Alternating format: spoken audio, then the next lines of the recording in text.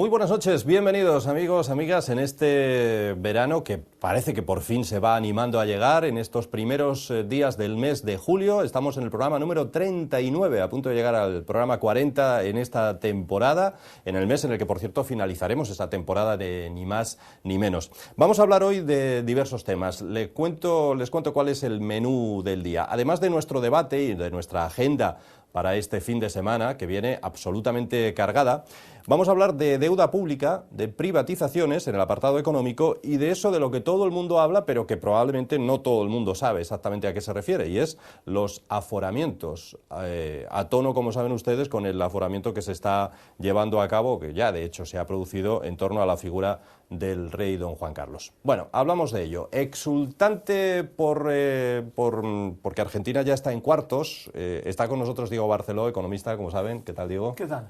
Bueno, eso sí que es también una buena noticia para un país que vive el fútbol como nadie, ¿eh? Porque... Es buena noticia, aunque se sufrió mucho para pasar, sufrió mucho.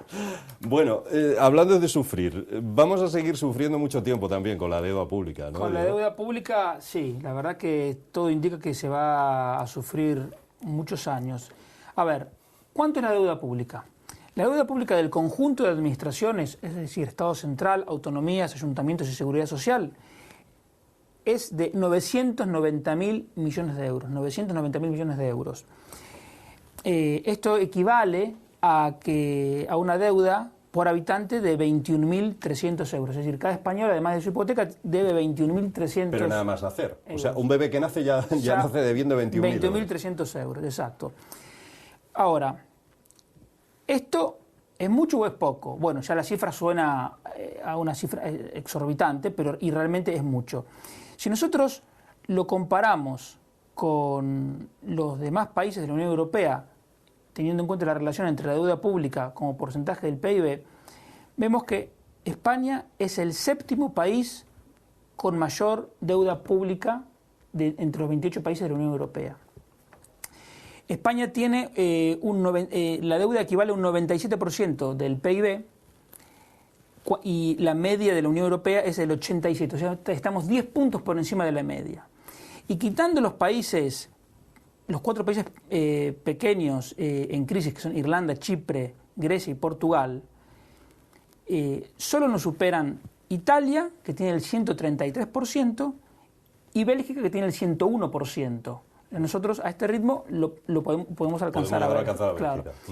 Si queremos hacernos trampas en el solitario, podemos decir que Grecia tiene 175% y que estamos mucho mejor que Grecia, pero la verdad es que la comparación no hay que hacerla con Grecia, sino hay que hacerla con los que están mejor.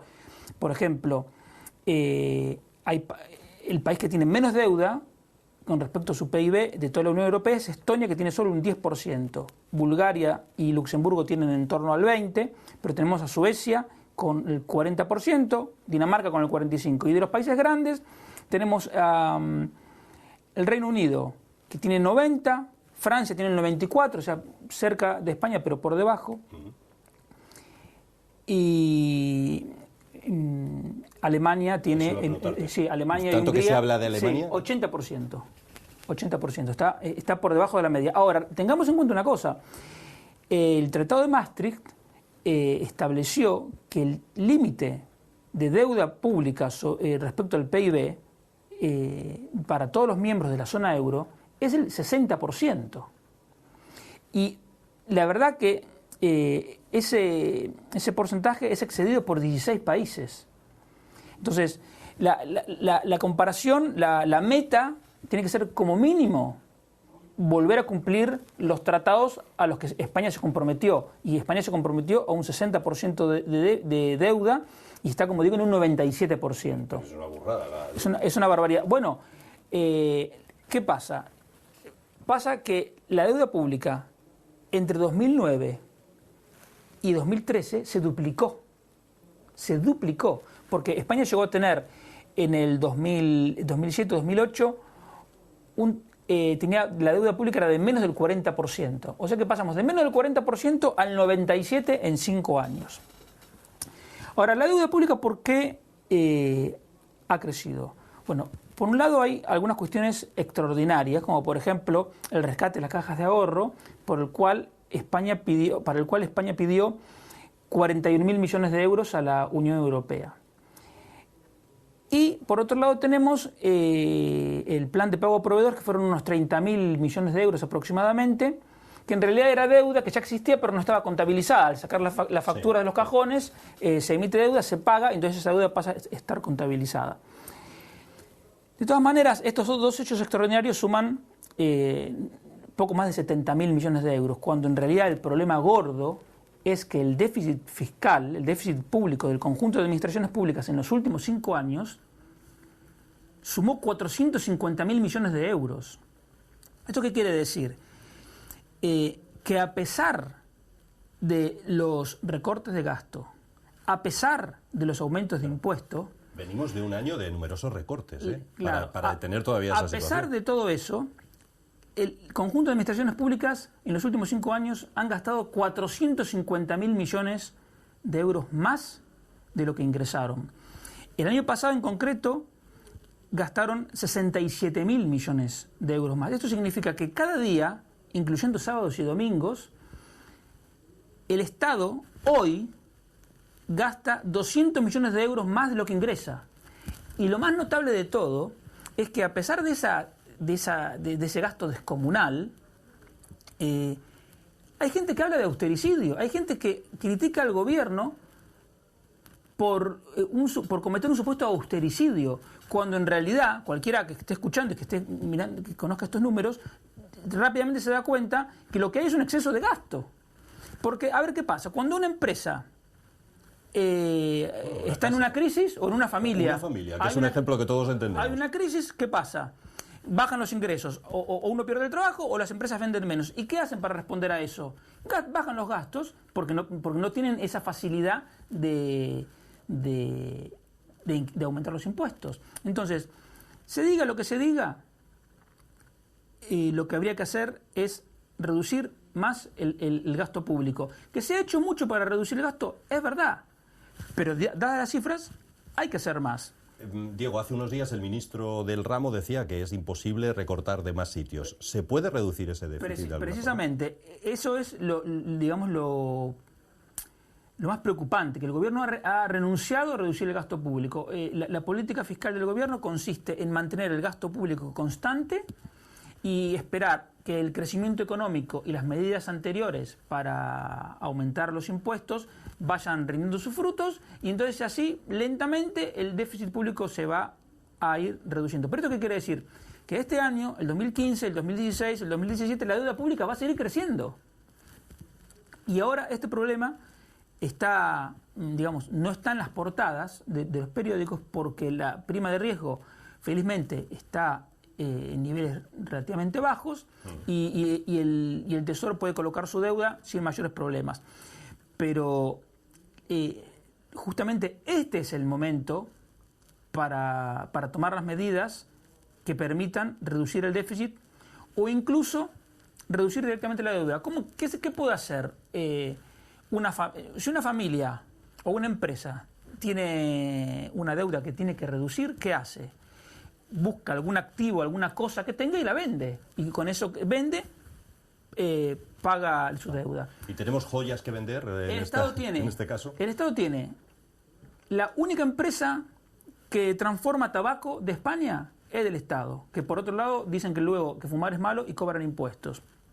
Tiene un hipódromo, tiene aeropuertos, tiene Renfe, tiene las autopistas, tiene el 5% de Enagás, tiene el 20% de Red Eléctrica, tiene 10% de Ebro Puleva, tiene el Grupo Correos, tiene astilleros, tiene parques empresariales y sobre todo tiene loterías. Loterías es una empresa que si se privatizara podría tener un valor de 30 o 40 mil millones de euros, porque es un monopolio y tendría un interés inversor. Lo que pasa es que vender algo que se sabe que va a dar dinero sin lugar a dudas, Diego. Bueno, tampoco es tan fácil eso de dar dinero, porque Loterías ahora gana alrededor de 2.000 millones de euros por año, pero antes ganaba más de 3.000 millones. Quiero decir, no es tampoco una vaca lechera que da solo. Entonces, Entonces, porque lo que hay que tener claro es que la deuda pública es algo pernicioso. Por tener la deuda pública que tenemos, el conjunto de administraciones públicas pagan 35.000 millones de euros por año, y esta es una cifra que también se duplicó en los últimos 5 años y va a seguir creciendo. Eso quiere decir que cada día, una vez más, incluyendo sábados, domingos y festivos, el Estado gasta 100 millones de euros por intereses de la deuda. Y eso es realmente algo sangrante, y privatizar para reducir la deuda permitiría automáticamente ahorrar los intereses y reducir el déficit y por lo tanto evitar que se genere nueva deuda. ¿Qué es la solución? ¿Que las privatizaciones serán el problema a la solución de la deuda? No alcanza, porque no sería suficiente. No sería suficiente, porque haciendo cuentas podrían llegar a juntarse 40, 50 mil millones de euros, que sería alrededor del 5% de la deuda total. O sea, no es la solución. Pero yo pregunto, ¿corresponde que el Estado tenga una empresa que transforma tabaco en rama?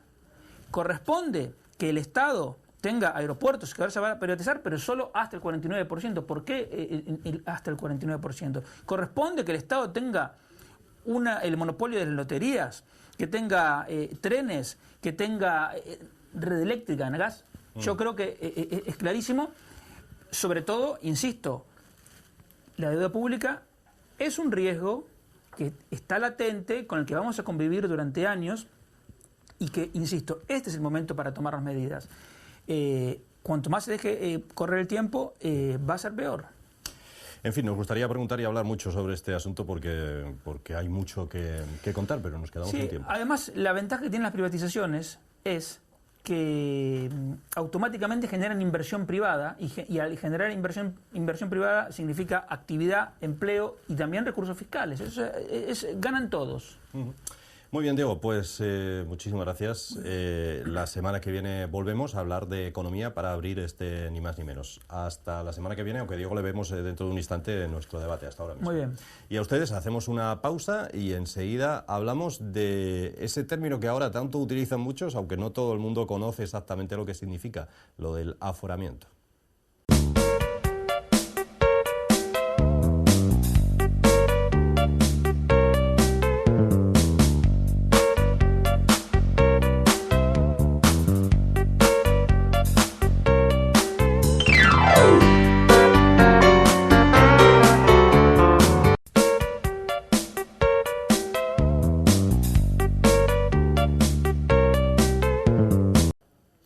En la segunda parte de nuestro programa, segundo bloque de Ni Más Ni Menos, para hablar de una palabra que todo el mundo utiliza últimamente, a algunos les indigna, pero no estoy convencido de que el 100% de quien usa este término sepa exactamente a qué se está refiriendo. Estamos hablando de aforamientos, una palabra muy usada, un término muy usado últimamente. Deberíamos distinguir entre diferentes aforamientos, entre inviolabilidad, entre inmunidad. ¿Saben ustedes que en Asturias, por ejemplo, hay quienes gozan de esa inviolabilidad incluso, aunque limitada a su ámbito de actuación? Bueno, vamos a hablar de todo ello en esta segunda parte relacionada con el derecho y la política y que presenta con nosotros Gonzalo Botas. ¿Qué tal, Gonzalo? Bienvenido. Muy bien, buenas noches. Bueno, mucho se habla de eso, pero es lo que decía yo creo que no todo el mundo sabe qué es esto de estar aforado, aunque a mucha gente le indigna que el rey, por ejemplo, lo esté, sin saber que hay mucha más gente aparte del rey, ¿no? Sí, en España hay más de 10.000 aforados. 10.000, sí, eso es una burrada, ¿no? Sí, prácticamente todos los diputados autonómicos, diputados, senadores, miembros del gobierno, algunos... Altos cargos, supongo, también. Altos cargos también, algunos son absurdos, ¿no? Por ejemplo, el presidente del Tribunal de Cuentas, nadie sabe por qué, pero bueno, en esencia... El aforamiento, que simplemente es el derecho a que instruya contra ti la causa y te juzgue un determinado tribunal, tiene una razón operativa, ¿no? Se trata de proteger ciertas funciones, que no personas, insisto en esto que yo creo que es importante, ciertas funciones de lo que sería un ejercicio desmedido de beligerancia judicial, ¿no? Tiene una razón básicamente operativa, en mi opinión. no debería plantear el hecho de la existencia de aforados problemas especiales, ni tampoco, no sé, cautelas. Tampoco es necesario siempre en todos los casos. Hablamos hace un momento, presidente del Tribunal de Cuentas, determinados miembros del Consejo de Estado. Es absurdo que tengan un privilegio de aforamiento en el Supremo. Para mí es absurdo, pero bueno, es decir, tampoco es algo que sea tan raro ni tan malo. ¿Y qué supone, Gonzalo, estar aforado? ¿Qué ventaja? Pues estar aforado, supone que te juzga un tribunal superior y que te instruye un tribunal superior, con lo que eso implica dicho entre comillas, una mayor certeza en las decisiones jurídicas que se tomen, ¿no? Partiendo de que son jueces con más experiencia, es un tribunal, y bueno, es de suponerles una mayor pericia. Más allá de eso, no supone nada. En determinadas ocasiones también te puede suponer que te priven de un requisito o de un recurso. Pongamos el ejemplo, por algo cercano, de un diputado asturiano. Un diputado asturiano, su órgano instructor y su órgano de enjuiciamiento es el TSJ, y eso supone que pierda el recurso de alzada, que es la apelación, el recurso natural de alzada, y que solo tenga, por ejemplo, si se trata de un tribunal del jurado, el recurso de casación, mientras que un particular que le enjuicia a la audiencia tiene apelación ante el TSJ y casación ante el Tribunal Supremo. En ese caso, por ejemplo, perdería un trámite. Pero más allá de eso, lo único que supone es que te juzga un juez teóricamente mejor. Al menos un juez más experto, ¿no? Porque la carrera judicial, el ascenso, el cursus honorum es esencialmente por escalafón, por tiempo, y por lo tanto supone que es un juez más experto. Bueno, es esa ventaja. Pero ya digo, el aforamiento en sí, aunque tampoco es necesario, yo creo en la mayoría de los casos, sí responde a una necesidad operativa de proteger determinados cargos. Luego, tú bien lo apuntabas al principio, hay diferencias, ¿no? Asumimos el aforamiento con la inviolabilidad. Hay algún vídeo por ahí de este te va a poder violar a partir de ahora y no va a poder hacer nada. Bueno, la inviolabilidad es una cosa, la inmunidad es otra cosa y el aforamiento es otra cosa. El aforamiento ya lo hemos explicado, ¿no? Bien. Te conoce un tribunal distinto de tus ¿Y qué sería la inviolabilidad y qué sería la inmunidad? Pues mira, la inviolabilidad quiere decir que no te pueden juzgar, ni detener, ni tomar medidas contra ti por lo que tú hagas. Es decir, la inviolabilidad es, por ejemplo, para los diputados y senadores y miembros de cámaras autonómicas, es absoluta en las opiniones manifestadas en el ejercicio de sus funciones, y pongo bien aquí ¿cómo se llama? El término. Subrayas, opiniones. Es decir, los diputados solo tienen inviolabilidad respecto a sus opiniones. Pueden opinar que uno es lo que sea y esa opinión ser constitutiva de delito, no se les puede procesar. Eso que vemos muchas veces en el Congreso, que se dicen de todo y no pasa nada. Es decir, y esa tontería de vaya usted al juzgado si quiere, si sabes que no puede ir, ¿para qué lo dices? Es decir, son inviolables por las opiniones, sí. Pero bueno, ahí están jugando con eso, ¿no? Luego está la inmunidad. ¿Y la inmunidad qué quiere decir? Que diputados y senadores y también de cámaras autonómicas no pueden ser detenidos más que en caso de flagrante delito. ¿Eso quiere decir? Pues que si ven que estás robando, pues te detienen, ves que estás pegando a alguien, te detienen, ves que te estás insultando con alguien, pues bueno, ahí cabría ya distinguir delitos públicos y privados, pero bueno, es decir, cuando estás cometiendo el delito, te pueden detener. Una vez que ya el delito está cometido, no te pueden detener, te pueden citar al juzgado para que declares, pero sin que exista la detención, ¿no? Bien, y que además hay ahí la inmunidad encaja o se solapa con el aforamiento, porque ese procedimiento contra ti solo lo puede seguir un determinado tribunal. En el caso de los diputados y senadores será la Sala Penal del Tribunal Supremo, en el caso de diputados autonómicos son los Tribunales Superiores de Justicia, Sala de lo Penal y Civil del Tribunal Superior de Justicia. Y luego está la inviolabilidad del rey. El rey es inviolable e inmune. Eso es un capítulo aparte, porque esa es pero es solo la premium, podríamos decir. Exactamente, es decir, el rey es inviolable, el rey te puede violar y tú no puedes hacer nada, te tienes que dejar. Pero en este caso, absolutamente. Absolutamente. Pero ojo, la inviolabilidad solo dura en tanto él ejerce el cargo, ¿no? Lo que se ha hecho ahora es una ley que le da una cierta inmunidad y un cierto aforamiento para de ahora en adelante. Pero por lo hecho, durante el tiempo que uno es rey, porque va con el cargo, no con la persona, es inviolable en todos los aspectos. Ahora es aforado. Y además pongo un matiz más. Ahora el antiguo rey solo es aforado. Pongo un matiz más. Es inviolable e irresponsable. Cuestión que no son todos. Porque una cosa es la inviolabilidad que te protege frente a la acción penal y otra es la irresponsabilidad que te protege frente a la acción civil. Pongamos un ejemplo. un diputado no puede presentar una denuncia por injurias, pero dichas en el Parlamento con ocasión de debate. Pero sí puede ejercitar la acción de protección del honor civil ante autoridades de honor civil simplemente con autorización. Es decir, la inviolabilidad no protege frente a las acciones civiles, protege frente a las acciones penales, no a la responsabilidad civil, solo a la penal. Entonces, bueno, quizás ese matiz también tiene una cierta importancia, ¿no? Porque el rey es el único que lo tiene todo y todos los demás tienen otra serie de cosas. Se da, por ejemplo, yo creo que aquí en Asturias, que es lo que más me llama la atención, la curiosa paradoja de que tiene más nivel de protección el diputado autonómico que el presidente del Principado. El presidente del Principado tiene la que se deriva de su condición de diputado, no necesaria, pero condición de diputado, pero no tiene luego, solamente tiene otra, ¿no? Que es en el Estatuto del Presidente, que es el artículo 35 bis o 31 bis del Estatuto del Principado de Asturias, lo que establece es, bueno, básicamente el mismo estatuto que ellos, ¿no? Es el TSJ quien conoce y quien lo hace, ¿no? Establece la responsabilidad penal del presidente del Principado y de los miembros del Consejo de Gobierno será exigible ante el Tribunal Superior de Justicia del Principado de Asturias por los actos cometidos en el territorio del Principado y fuera de este irían al Tribunal Supremo. Eso pasa en todas partes, ¿no? Dentro de su ámbito territorial es el TSJ y si, por ejemplo, ese hecho está cometido en León, pues ya iría al Tribunal Supremo. Pero en lo que atañe a la responsabilidad civil, se exige ante el TSJ, pero no tiene ningún otro tipo de privilegio. Porque en Asturias, Gonzalo, ¿qué tenemos? ¿Aforados, inviolables o inmunes? Bueno, los diputados son siempre inviolables en su trabajo. Bien, pero solo limitado a su actividad. El presidente del Principado no es inviolable en su trabajo. O sea, tiene el derecho del aforamiento, pero no tiene la inviolabilidad que tiene el parlamentario en el ejercicio de en las opiniones que ejerciten sus funciones.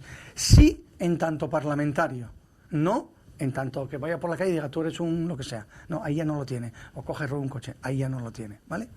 Es decir, es un matiz. Y además parece extraño, porque en mi opinión, y así pasa en otros sitios, tanto el privilegio del aforamiento como la inmunidad, como, bueno, puede que la inviolabilidad por las opiniones sea un requisito necesario digamos así, de la función del parlamentario, ¿no? Pero quizás el que debe tenerla y debe ser inviolable durante el ejercicio de sus funciones son el presidente del gobierno, por supuesto, que lo es, pero luego también los presidentes de las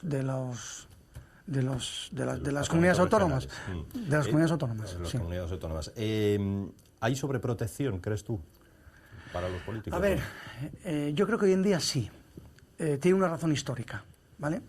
Pero yo creo que hoy en día sí. En Francia, hemos visto el ejemplo de Sarkozy, que lo han detenido. A mí me parece un exceso, pero bueno, lo han detenido porque él ya no es nada. Entonces, a partir de ese momento se acaba su privilegio, ¿no? La sobreprotección, en tanto afecta al órgano, a mí no me parece mal.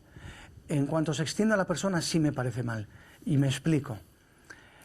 Un diputado, un tanto diputado, no le pueden, está claro que no le pueden detener, porque si no sería muy fácil para el gobierno atacar a la oposición. Los detienes a todos y Santas Pascuas. Más o menos lo que pasa en Venezuela, ¿no? que está muy de moda últimamente. Pues básicamente lo que pasa en Venezuela es eso, como te molesta lo detienes y se ha terminado el problema. Y se acabó la historia. Se ha terminado el problema, a ver quién hace oposición así, ¿no?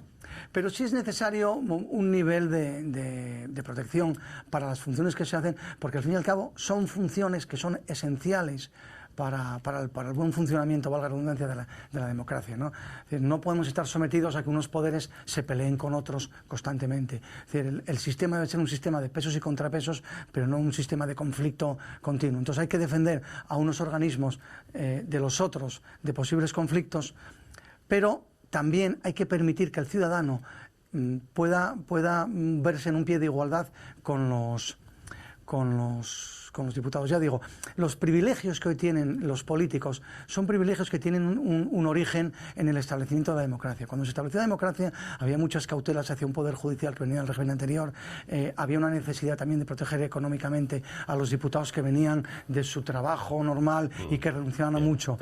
Parece que hoy en día tenemos que modernizarnos, adaptarnos y copiar el sistema inglés, francés, alemán, en el que estos privilegios o no existen o son tan pequeños que ni se notan en el día a día. tenemos que despedir, Gonzalo, pero una última cuestión que es probablemente la figura que ha suscitado que la gente más hable de esto, de aforamientos, de inviolabilidad, etcétera. Me refiero al rey don Juan Carlos. Que yo sepa, hace unos días en televisión se hablaba de que había un abogado por ahí que le había metido una querella por asuntos relacionados con el 23F. Y también hay otra posible querella o demanda de paternidad, no sé si se llama así exactamente, por otras dos personas. Sí. Ahora que el rey deja de ser inviolable y es aforado, ¿puede ser juzgado por alguna de esas razones que te acabo de escribir? La penal es disparatada, por lo que hablábamos, es inviolable y irresponsable. Por lo tanto, a ese abogado alguien tenía que dar una pequeña clase de derecho, leerse el artículo que tiene la Constitución. Está y ya buscando está. su minutito de gloria, pero... Estamos. Eso ya está resuelto. Es decir, lo que al rey le quieran hacer por lo que hizo... quien lo intente estar condenado para acá, pues es una estupidez. Bien, eso ¿Y las jurídicamente. De paternidad tienen... Otra cosa son las de paternidad o lo que haga después. Las de paternidad, a partir de ahora va a estar aforado y va a conocer de ellas el Tribunal Supremo. Punto. Ya está. Que alguien que pone una demanda de paternidad, si está en plazo y no por escrito, que la ponga al Tribunal Supremo y lo tramitará al Tribunal Supremo.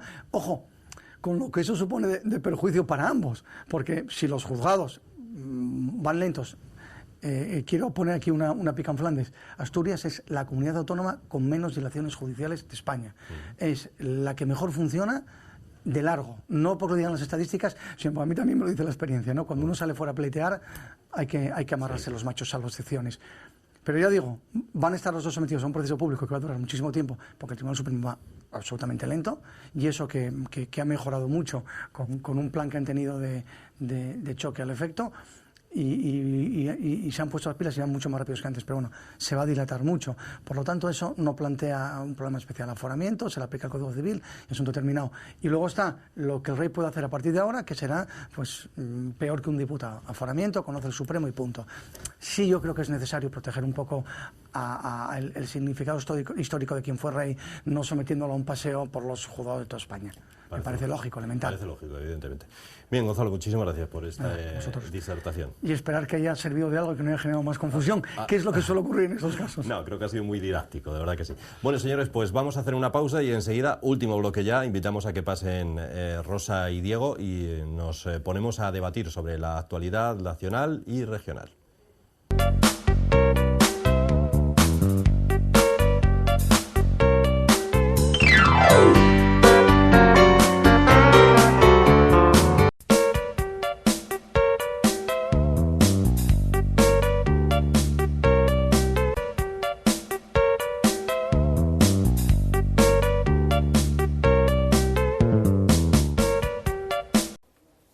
Pues estamos en la última parte ya de nuestro programa número 39 de este Ni Más Ni Menos. Vamos a acabar, como es habitual, y hoy más que nunca si cabe, con la agenda del fin de semana. Digo más que nunca porque hay infinidad de actos para este fin de semana que ya tenemos tan cerquita, tan veraniego y tan de vacaciones para muchos. Pero antes de eso hablamos de otros muchos temas. Hemos acabado el anterior bloque hablando de aforamientos, de inmunidad, de inviolabilidad. Precisamente en las últimas horas se detenía a Sarkozy, al que fue presidente francés, porque allí él ya no es inviolable. No sé si aforado o qué, Gonzalo. No, parece ser que en Francia ya no es nada. Pasa que, claro, yo no conozco... Que eso ya es, Sí, bueno, sin duda. Yo conozco... Ya, pero me decía a mí un compañero de facultad que hay que ver cómo molesta tener que hacer lo que tanto te gusta cuando no te apetece. O sea, que igual también es una cruz lo de Carla Bruni, depende de cómo sea ella, ¿no? También se cansa uno de lo bueno. Que digo que en Francia es aforado y es inviolable durante el ejercicio de su cargo tanto el presidente como los ministros. Yeah. Parece ser que una vez que terminan ya no. Aquí es el matiz que esa inviolabilidad, como se refiere a los hechos llevados a cabo por el cargo, se prolonga en el tiempo. No se les puede procesar por lo que hayan hecho como presidente. Salvo, ya decimos, que el Parlamento lo autorice, ¿no? Hay una limitación. Vamos a dar la bienvenida a Rosa y a Diego. Rosa, ¿qué tal? Bienvenida. Hola, no sé si noches. Sobre este tema del aforamiento. Sí, bueno, yo ayer veía una entrevista que concedió Sarkozy después de que saliera a la comisaría después de tantas horas y él apela a que, bueno, hay muchas personas que lo quieren apartar de la vida política, que no quieren que vuelva a la vida política. Claro, eso me imagino que es lógico que lo diga. Es lo que se suele decir siempre. Claro, la política francesa tampoco la vivimos de cerca como la de aquí, Por lo tanto, bueno, cautela, pero el hombre ha debido pasar un trago como no pasa ningún político de España, porque estuvo un montón de horas declarando. La verdad es que salía en un estado bastante lamentable. Las imágenes que se ven 16 horas declarando. son muchas horas. Y bueno, sorprende porque ha sido un presidente durante un tiempo y sorprende porque no estamos acostumbrados en España. Pero, y cosas similares en España no las pero vemos. tampoco es algo nuevo porque ya Valéry Giscard d'Estaing estuvo incluso creo que condenado. Sí, creo recordar que sí, por el Partido Socialista, ¿no? Por la financiación. ¿no? Sí. Sí, pero luego al final yo creo que tiene razón una cosa de las que dice este Sarkozy, sobre todo por el tipo de imputación que es. Es decir, cuando uno adopta una medida de detención también hay que entender que la detención, en tanto privación de un derecho, en este caso del derecho de libre circulación, tiene que utilizarse solo cuando no existe otra medida equivalente que te permita hacer lo mismo, ¿no? Y parece ser que era por un tema de tráfico de influencias y algo así, cometidos hace 8 años. ¿Qué te impide citarlo para que comparezca? Que declare y marche para casa. Esa es mi pregunta. ¿Puede ir la policía a detenerlo y haberlo detenido? A mí eso me parece un ajuste de cuentas innecesario, ¿no? Sí, parece también como una puesta en escena. Ahí está. Que lo hemos hablado en España muchas veces. Efectivamente, demasiado elaborada, demasiado, bueno. Es un poco lo uno con un tema que a mí me está interesando bastante, que es el tema Bárcenas, no en cuanto a lo que haya cometido, sino en cuanto, que eso también me interesa, ¿verdad? Pero claro. Sino en cuanto a que por qué sigue en la cárcel. A mí realmente me resulta chocante porque ese hombre continúa en la cárcel, porque claro, los indicios son todos, pero a mí me gustaría dar la sensación que estoy defendiendo a Bárcenas. Ni lo defiendo ni lo dejo de defender, pero a mí me da la sensación que el dinero que llevó o que se haya llevado, que luego se multiplicó, parece como los panes y los peces, yo creo que algo habrá tenido que ver, que no ha sido todo producto de robos. Y que lleve un año en la cárcel y el juez no lo deje salir, me parece una medida excesiva. El jurista que tenemos aquí dirá, pero a mí me llama la atención lo que está pasando con ese señor. Si fuese el ciudadano Bárcenas pensaría lo mismo que tú. Y también pongo entonces un matiz a lo que dije, que es el que iba a hacer y no hice a lo que dije de Sarkozy. A mí que estos individuos, o sea, que esta gente, que estos, digámoslo así, estos próceres, sufran lo que sufre un particular cualquiera, me parece hasta bien. Fíjate, aunque sea injusto, que creo que la medida de mantenimiento en prisión es absolutamente injusta, porque creo que lo que se está haciendo al mantenerlo en prisión no es proteger la investigación, sino coaccionarlo para que cante. Entonces eso es injusto, pero como eso lo sufre un particular que comete otro delito y tiene prisión preventiva, que los padres de la patria, los próceres, todos estos que deciden sobre nuestro futuro, de cuando en cuando y en sus carnes lo sufran, me parece casi hasta bien. Fíjate, ahí soy malo y reconozco que jurídicamente me parece insostenible mantener un año en prisión esta medida. Sobre todo teniendo en cuenta que son unos hechos que se van enjuiciando desde hace 8 años o no sé cuánto, y que esto en un país civilizado se hubiese enjuiciado en 6 meses o en un año. Eso es lo que vamos investigado. Es lo que me parece atroz es que para investigar un tema de corrupción un juez lleva 8 años y al final parece que ni se entera de lo que tiene entre manos, de lo complejo que es esto y de la falta de medios que tiene. No hablo de incapacidad del juez, sino de la administración de justicia, que es lo que realmente asusta. Pero ¿no resulta desproporcionado también en la figura de este señor, puesto que hay un montón de casos similares al de él y bueno, entran y salen, pero yo ahí es donde veo muy injusto y todo el proceso de esa limitación en los gastos que le han puesto a su mujer, que si le dan 300 euros para que mantenga, no sé, es todo. A mí me parece feo todo lo que estoy viendo. A mí me parece teatro, pero me parece absolutamente puro teatro. Te doy 300 euros, 500, 600, te dejo tal y cual. Vamos a ser un poco serios. Y es que esto no, la propia instrucción de toda la trama Gürtel no aguanta un análisis serio. Es decir, en un país medianamente civilizado, todos los que han intervenido ahí estarían ahora mismo como mínimo sin empleo y sueldo, del primero al último. No se ha hecho nada con un mínimo rigor, sentido común. Escuchar a los abogados, te meto en prisión porque sí, tengo el secreto no sé cuánto tiempo, saco 800 piezas separadas, cada vez que surge una cosa nueva, pieza separada, pero es que si no tiene que ver una cosa con la otra. Es decir, vamos a ver, Bárcenas no es el que robó todo el dinero del PP. Es decir, ya el otro día salió una cosa que yo creo que no hemos reparado en ella, pero que es muy importante. Dicen que la fortuna de Bárcenas tiene su origen en el dinero B del PP. Vale, bien, eso ya lo sé.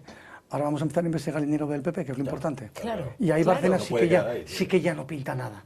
Exacto. Sí que ya no pinta Aparte nada. que yo creo que nadie se cree que alguien se haya llevado 40 millones del dinero B del PP. No, O sea, sí, hay yo- tantas cosas extrañas ahí Yo que... creo que ahí hay mucho de verdad, es lo que él dice. Es decir, Bárcenas era una persona con Un tío dinero. muy listo, ¿eh? No, con dinero, con sus negocios, con todo, Exacto. y ahí se mezcla su fraude fiscal Ahí es donde con yo voy. el B que sacó del PP, que será lo que sea, con los negocios fraudulentos del PP, pero vamos, que las cuentas de Suiza no son dinero del PP, Y su habilidad para Parece estrategias elemental. bursátiles. Exactamente, Claro. exactamente. Sin duda. Y para las obras de arte, era claro, un se auténtico dedicaba a genio. ello, creo, ¿no? Pero ya de joven apuntaba maneras, porque yo había leído en una ocasión, ya hace mucho tiempo, antes de suceder esto, que me había llamado mucho la atención, cuando era un joven, pues de 20 años, él siempre fue escalador y para hacer una, pues no sé si iba a la Concau, no sé a dónde iba, fue a través de empresas sacando dinero para promocionar y poder hacer esas escaladas, y ahí ganó ya un montón de dinero, pero debía ser un hombre Bueno, que sabía con llegar contactos, y... con empresas que pueden ayudar, que a cambio de publicidad te dan dinero. Bueno, Sí, pues, pero bueno, efectivamente. con mucha mano para conseguir, cuando era un total desconocido, era un jovencito. Bueno, la noticia de hoy es que es la portada de los periódicos en este día en el que grabamos Ni Más Ni Menos, los jueves, como ustedes saben, es que el contable de Urdangarín, es decir, del llamado Instituto NOS, ha cantado, pero vamos, la traviata, ¿no? Y ha confesado abiertamente que no hay más, que esta organización sin ánimo de lucro realmente era una forma de desviar fondos de forma ilícita. Esto parece que lo sabíamos todo, menos la infanta, o ya no infanta, menos la esposa de Urdangarín, en cualquier caso. Me parece que es la única que no sabía este tema, ¿no? Yo creo que esto prueba lo que todos ya sabíamos Sí, o sí. sospechábamos. No simplemente es una prueba más. Si el que se encarga de la contabilidad ya te cuenta que es una organización montada para delinquir, pues ya está. Solo falta que la declaren inconstitucional, ¿no? Porque lo dice la Constitución en ese artículo tan brillante que dice que se declaran inconstitucionales las asociaciones con fines ilícitos. Ya me imagino, ¿no? ¿Y qué sucede ahora, Bueno, Gonzalo? en eso... Sí, perdón. No, ¿Todas las estrategias de la defensa y demás se caen abajo? Yo creo que no, yo creo que esto es una prueba más, una prueba de cargo más. No me parece que les haga falta que el tesorero cante para saber esto. A él le vendrá bien porque él colabora activamente con la justicia, obtiene un atenuante analógica o directa y tendrá una pena menor. Entonces Está en el Código fiscal Penal. tan mediático, que esas cosas tan tremendas dice, ¿qué hacen con él ahora? No lo sé, que harán con el fiscal. Hay que preguntarle al jefe. Claro. A él. Diego. Sí, bueno, a ver, este tema es otro ejemplo más de que si la justicia no es rápida, No es justicia. perjudica a todos, No es justicia. porque la gente se queda con una sensación de impunidad, aunque luego al final termine habiendo una sentencia. Pero imaginemos que, no creo que sea el caso, pero imaginemos que hay alguno que sea realmente inocente y está llevando un suplicio. Entonces, ojalá termine cuanto antes este tema. Bueno, publica hoy la prensa que el Principado de Asturias, la Consejería de Educación, ha decidido que se van a dar 6 horas de religión en las aulas asturianas, en contra de las 9 horas que pedía el Arzobispado de Oviedo. Me temo que quizá aquí vais a estar todos más o menos de acuerdo. Yo me defraudo un poco, porque yo pensaba que Rosa, que es la más revolucionaria, iba a estar en contra de que haya religión en las aulas, pero Hombre, no sé. Perdón, no A ver. estoy... yo creo que contentos se deben dar con que tengan 6 horas, porque yo soy partidaria que se den 6, 8, pero de las religiones, No, bueno, donde claro. los alumnos En este caso de puedan religión conocer católica. todas las religiones. Entonces aquí solamente se está dando una religión, que es la religión católica. Por lo tanto, está sesgándose a los alumnos tener conocimientos, que al fin y al cabo es lo que necesitan. Necesitan, pues, conocer un abanico grande de cómo son las religiones, y luego ya cada cual que decida, o en su casa, según la educación que reciba, se decidirá a una cosa u otra. Pero, no sé, es que aquí siempre queremos más. Antes alguien comentaba, esto es como lo asturiano. O sea, yo no lo veo, no tiene sentido, ni 6 ni 8. Pues a lo mejor 8, pero historia de la religión. Eso A es lo ver, que- si se hiciera caso a las horas que piden cada grupo organizado, los chicos tendrían que ir al colegio, no sé, 200 horas por semana. Sí, sí, sí. Y no alcanza, quiero decir, no alcanza, porque no sé cuántas horas tienen que dar. Lo que sí creo es que la religión es una dimensión importante en la formación de una persona, y que entonces que se estudie la historia o religiones comparadas o la historia de las religiones me parece algo casi que tendría que ser elemental. O sea, fuera más allá del debate, o sea, que se estudie que hay cosas que por otro lado los chicos ya saben, que hay gente que cree, gente que no cree, y entre los que creen hay distintas alternativas y con naturalidad. Tampoco tengo claro a qué edad de alumnos nos estamos refiriendo. Una cosa es un chico de 6 años y otra cosa es uno de 15, ¿no? Yo creo que a lo mejor esto se podría dejar para una edad cuando ya tienen 10 años o más. Y tampoco sabemos si son 6 horas a la semana o al mes. Claro. Bueno, es que, a ver, yo creo que son a la semana. No, yo creo que son al mes, porque 6 horas a la semana me parece una burrada. Una hora diaria de clase y de religión. No, serán 6 bueno, a lo mejor son asumo horas que es al lectivas. mes. Entonces, bueno, Sí. la reivindicación del arzobispado de que sea algo más a mí me parece sensata. Y luego, respecto de eso, simplemente añadir una cosa.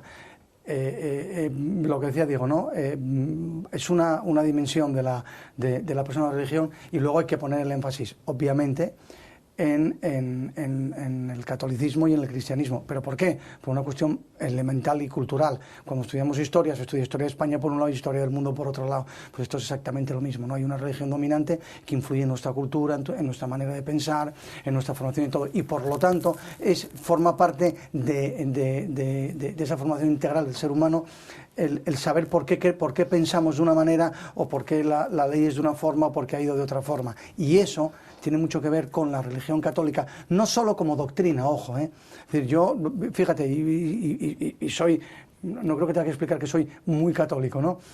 Yo no creo que haya que dar en las escuelas doctrina ni moral católica. Creo que hay que estudiar la religión católica en la escuela. Estudiarla desde un punto de vista histórico, desde un punto de vista de un cuerpo doctrinal que tiene, pero no como adoctrinamiento, como enseñanza de lo que está bien y lo que está mal según lo que es la moral católica, sino como conocimiento de lo que es la religión católica en sí.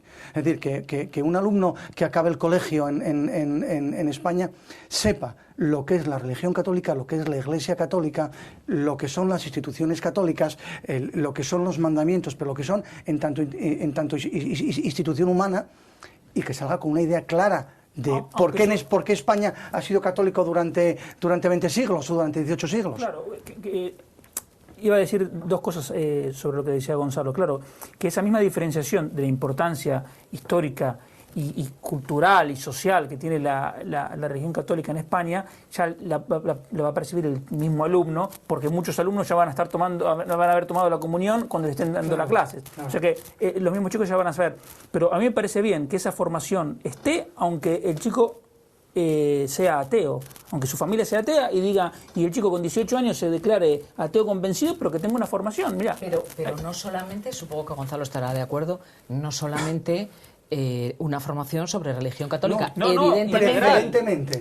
Pero además lo otro también, por supuesto. Correcto. Preferente porque tiene un papel preferente en la sociedad y en la vida cotidiana. Estaríamos totalmente de acuerdo. Y está claro, y no estudiar el catecismo en clase, que parece ser que es lo que se quiere dejar traslucir ahí de una forma un poco peligrosa. No creo tampoco que el arzobispado pretenda que se dé el catecismo en clase. El catecismo tiene otro sitio. Si es bueno estudiar la religión en clase, y si es bueno, pues es que a mí me parece elemental. O sea, el ser humano algo le diferencia también de los animales, ¿no? Y esa dimensión trascendente es importante. Que al final uno con 12 años tenga la opción de decir, oye, ya no estudio la religión católica, sino estudio esta ética o estudio cualquier otra cosa, pues que lo haga. Que tenga Lo bueno sería que el currículum fuese una gotita más abierto de lo que es, y que no incida tanto el político en la composición del currículum. Y lo mismo con el caso del asturiano. O sea, dar la opción. Si alguien quiere estudiar asturiano me parece fantástico, pero si alguien quiere estudiar alemán, también. Sí. Entonces, claro, es verdad que los recursos son limitados y tampoco se puede pretender que las escuelas públicas oferten 10 idiomas. Pero digamos, bueno, pues nos podemos poner de acuerdo en 3, asturiano y 2 más, ¿vale? Y que la gente elija. Sí. Bueno, hablamos de otros asuntos, si queréis. Nos lo han anunciado tantas veces, de hecho fue uno de los temas estrella al inicio de la legislatura del señor Mariano Rajoy, que ya casi nos lo creemos, ¿no? Las modificaciones, la auténtica revolución en la política, que pasaría, por ejemplo, por reducir diputados. A todos nos han quitado médicos, por ejemplo, en la consulta, ¿no? O nos han quitado otros muchos medios para los ciudadanos. pues parecería lógico que se redujeran también los diputados, que se redujera el número de ayuntamientos. 72 concejos en Asturias, a todo el mundo se le antoja excesivo. Que incluso los alcaldes fueran elegidos de forma directa, no como hasta ahora que lo eligen los concejales. ¿Os creéis estas nuevas propuestas que están saliendo cuando queda un añito más o menos para las elecciones o no? Esperemos a que las pongan negro sobre blanco y cuando estén negro sobre blanco opinaremos. A mí me parecen todas buenas, ¿eh? Es decir, a mí me parece disparatado en Asturias, nos sobraban...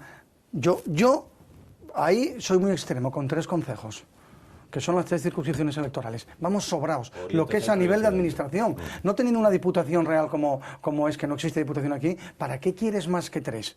Bueno, luego empezamos a discutir si Oviedo, Gijón, Avilés, Mieres, Lugones, lo que tú quieras, vale bien. Pero a ver, vamos a ser sensatos. Se trata de que la administración tenga el tamaño estrictamente necesario, ni una gotita más. Entonces, cuanto más reduzcamos, mejor.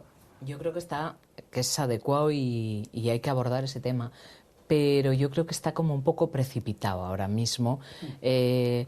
Lo pone encima de la mesa, supongo que el gobierno lanza esto para ver por dónde respiran el resto de los grupos, pero da la sensación de que al Partido Popular ahora mismo le beneficiaría muchísimo eso, pero eso yo creo que hay que tener más amplitud de miras e ir mucho más allá, a la zona que está hablando Gonzalo. A ver, 2 o 3 cosas. Todo político, desde que el mundo es mundo, solo hace propuestas que le benefician. Eso va a ser siempre así. Entonces, en ese sentido, bueno, si le beneficia, que le beneficie. Willy Meyer no. Mira, fíjate tú cómo es Willy Meyer, con la dimisión. Sí, ahora, lo dije creo que en el programa pasado, el número de diputados en las Cortes en Madrid, o sea, en el Congreso Nacional, son 350. Cuando la Constitución, en el artículo 68, dice que tienen que ser entre 300 y 400. O sea, se podían bajar de 350 a 400 poniéndose de acuerdo con el Partido Socialista y cambiando una ley. Entonces, esa es la primera prueba, eso es facilísimo, yo creo que estaría de acuerdo la mayoría de la gente. Ahora, respecto a los ayuntamientos, en realidad la reforma central sería eliminar 4.000 o 5.000 ayuntamientos en toda España, no reducir. ¿Qué ganamos si, por ejemplo, la Junta del Principado en vez de 45 tiene 35 diputados, como ya se hizo en Castilla-La Mancha, y así en los parlamentos regionales, cuando tenemos 5.000 ayuntamientos que nos sobran? Entonces, que si reducen el número de diputados regionales, fantástico, que lo hagan también, pero no es el punto central. Y como decía Gonzalo, aquí en Asturias, en lugar de 78, mira, yo con 10 ya salgo a festejar. No, a mí si me dicen 10, vamos. Claro. Doy palmas con las orejas, lo tengo claro. Pero hay mucho para hacer. Y en cuanto al tema de la elección directa, hay muchas formas de llevar eso a la práctica.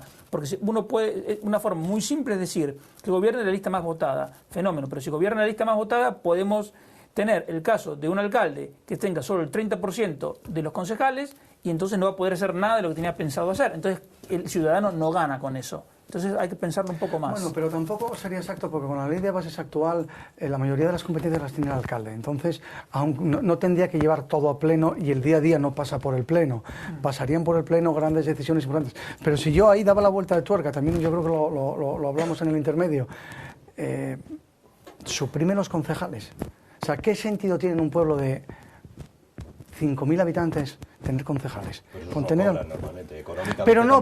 es que no es operativo. Pero es que tienen una asignación al grupo municipal que va para el ayuntamiento, que va para el partido político al final.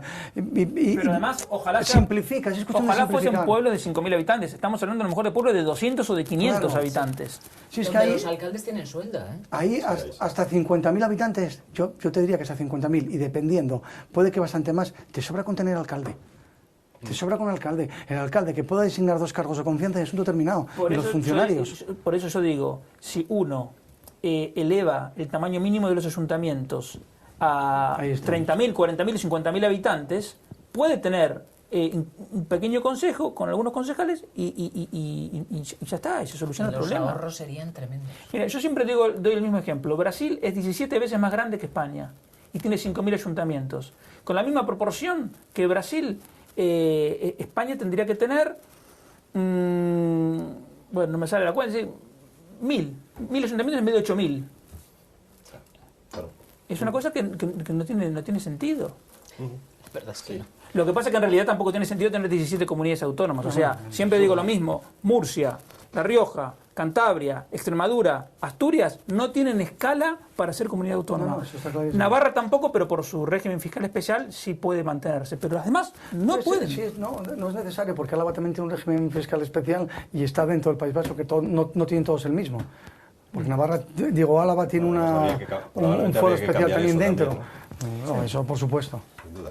Bueno, vamos a dar paso enseguida a Rosa, que tiene mucho que contarnos, y por poner una noticia pintoresca a este final ya del debate, hay un millonario, no sé qué os parece esto, hay un millonario que está repartiendo sobres por diferentes ciudades, anuncia que en breve va a venir a Asturias, no sé si a Oviedo o a Gijón, pero lo que hace este tío es que esconde, en el caso de Madrid, en el Retiro, imaginaos el Parque San Francisco o el Parque de Isabel la Católica de Gijón, y este tío ha escondido 26 sobres, cada uno de ellos con 50 euros, en diferentes rincones del parque, y ala, a buscarlos.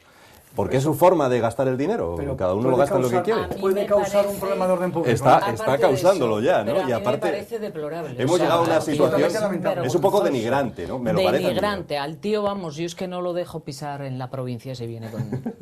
O sea, Bueno, le pegamos la ley de abajo sin malear. pues sí. A mí me parece, o sea, jugar con ese tipo de cosas y me parece lamentable. A ver, Diego, que es economista. Tuve una vez un profesor en el IES que decía, yo primero pienso bien. Si pensando bien no llego a una conclusión razonable, entonces pienso mal. Entonces, en este caso, aplicando ese razonamiento, yo tendría que decir, a lo mejor el hombre quiere hacer una obra, bueno, digamos de caridad, filantrópica, sí, claro, pero no puede ponerse en la esquina a dar billetes de 50 euros a todos. Entonces dice, puedo 26, 30, 40, los pongo ahí. ¿Que es un poco extravagante? Sí.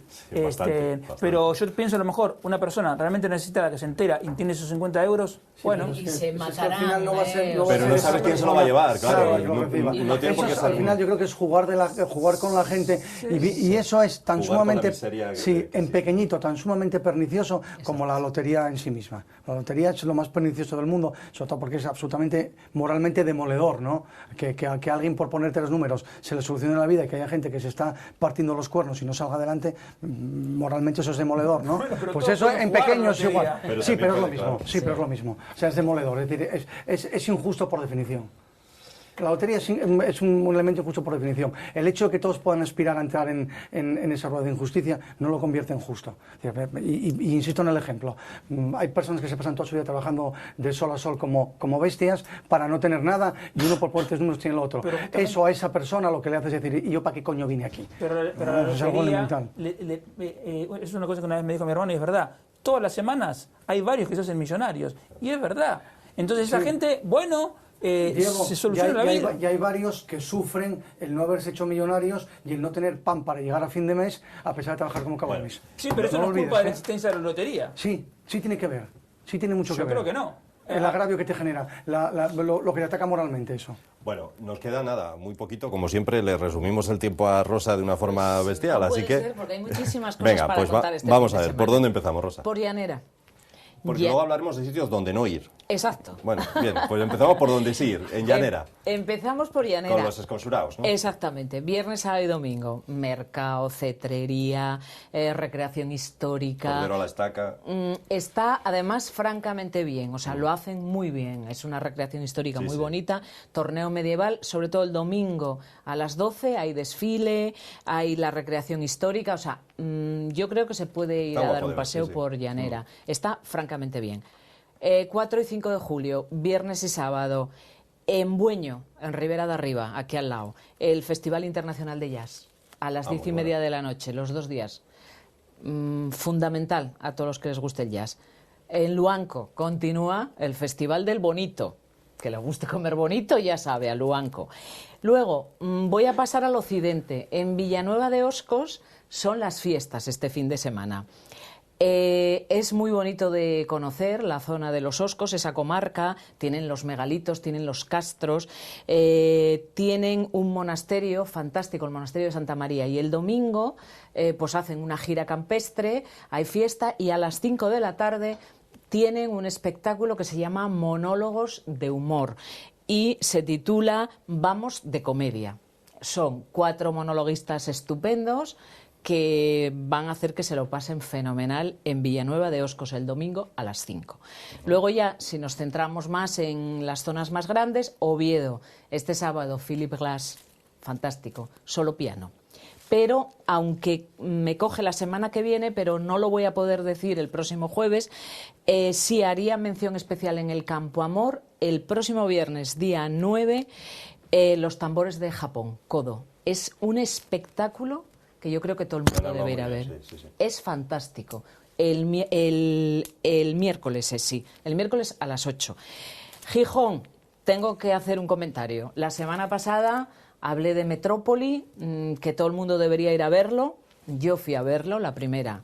La decepción del siglo, tengo que decirlo. Acaba el domingo, los conciertos que hacen todas las noches, nada que decir, son conciertos, actuaciones buenas, pero lo que es Metrópoli en sí, lo que oferta, vamos, deja muchísimo que desear y las expectativas no se cumplen para nada. Decir, como comentario pequeñísimo, que el market que tenían, que todos los que hemos ido esperábamos ver espadas láser, tiendas de cómics, tal, bueno, pues yo según entré lo primero que me encontré fue con un puesto que vendía chorizos. O sea, entonces, bueno, Metrópoli realmente... Estará muy rico, pero... estarán muy ricos, pero vamos, nada que ver. Una decepción, Metrópoli. Este viernes comienza la Semana Negra en Gijón. La Semana Negra, que tiene un poco de todo, ¿no? Tienen poesía, tienen mesas redondas. Parece ser que se habla de novela negra, pero el próximo sábado, se inauguran el viernes, pero el sábado ya tienen una actividad que yo quiero comentarla, que es la siguiente. El sábado a las 8 menos cuarto tienen un acto que se llama Curso Urgente de Política para Gente Decente. Lo presenta Juan Carlos Monedero, Podemos. Yo no sé si eso es negro o no es negro. O es, pero la relación de literatura... de la Semana Negra con Podemos se veía venir. Bueno, pero a mí no me gusta que un evento que se supone que es para temas culturales, novela negra, viene mucha gente buena, muy buena. Esto no sé lo que no sé lo que es, la verdad. En Gijón hay muchas cosas, El Jovellanos tienen una obra de teatro francamente buena, La continuidad de los parques, dirigida por Peris Mencheta, es una obra muy buena. O sea, que al que le apetezca ir al teatro, hay buen teatro en Gijón. Y luego, una última mención, el Museo del Ferrocarril en Gijón, que tiene durante julio y agosto, ponen en marcha los sábados del vapor, que es que ponen en marcha las locomotoras antiguas y se las ve funcionar. La entrada es gratuita. Y luego, como último, quiero decirlo porque esto yo creo que no nos lo podemos perder ningún asturiano, está abierta la visita al Palacio de los Selgas, en el Pitu, en Cudillero. O sea, es el pequeño Versalles. Hay que verlo. Los jardines, el palacio, o sea, fantástico. Abren julio y agosto de 11 a 7 ininterrumpidamente. Los lunes descanso como el resto de los museos asturianos. Vamos, a mí me parece que ir a ver el Palacio de los Selgas es fundamental porque, vamos, no se puede ver habitualmente. Con lo cual, quien tenga niños, quien no los tenga, o sea, es visita para todo el mundo. Muchas cosas este fin de semana. Desde luego, nos íbamos a sacar para tiempo todos para los gustos. Tanto. Muy bien. Y decepción, repito, con Metrópoli. ¿Y al curso urgente de política para gente decente vas yo, a ir, no? Como igual no soy gente muy decente, casi que no voy a ir. Bueno, señores, así acabamos. Gonzalo, muchísimas gracias por estar en este debate igualmente y en este programa. A Rosa, a Diego y a ustedes. La semana que viene volvemos. Todavía seguiremos con ustedes todo este mes de julio, aunque los últimos programas serán especiales, como ya les explicaremos la semana que viene. De momento les esperamos el próximo jueves 10 de julio. Gracias, buenas noches, hasta la semana que viene.